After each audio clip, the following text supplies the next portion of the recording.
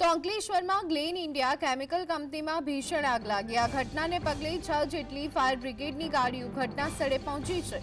GIDC પોલીસની team પણ તાત્કાલિક ઘટના સ્થળે પહોંચી ગઈ હતી। હાલમાં કોઈ જ જાનહાનિના અહેવાલ સામે આવ્યા નથી। આગ લાગવાનું ચોક્કસ કારણ શું હતું તે પણ હજુ સુધી શોધી શકાયું નથી। ફાયર બ્રિગેડ અને પોલીસ દ્વારા આગ પર કાબુ મેળવવાના પ્રયત્ન ચાલુ છે અને વધુ તપાસ હાથ ધરવામાં આવી રહી છે।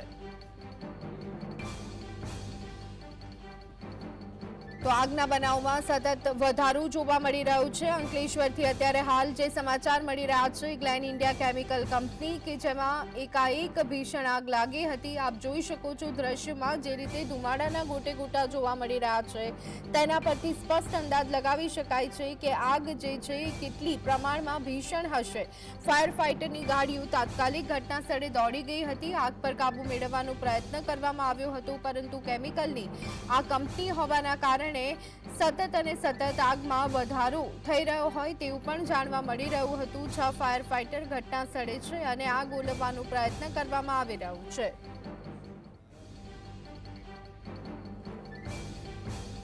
તો આ અંગે વધુ વિગત મેળવી લઈએ। સંવાદદાતા પિન્ટુ અમારી સાથે ઘટના સ્થળેથી જોડાઈ ગયા છે। જી પિન્ટુ, જે રીતના ધુમાડાના ગોટે ગોટા જોવા મળી રહ્યા છે, ભીષણ આગ હોવાનું માલુમ પડી રહ્યું છે, શું છે અત્યારની હાલની સ્થિતિ? શું આગ પર કાબુ મેળવવામાં ધીમે ધીમે સફળતા મળી રહી છે કે કેમ? જી ધ્વની, જણાવી દઉં છું કે અંકલેશ્વર જીઆઈડીસીમાં ગ્લેન ઇન્ડિયા કંપનીમાં ભીષણ આગ લાગી હતી। એ આગ લાગવાના કારણે અંકલેશ્વર ફાયર વિભાગને જાણ કરવામાં આવી હતી।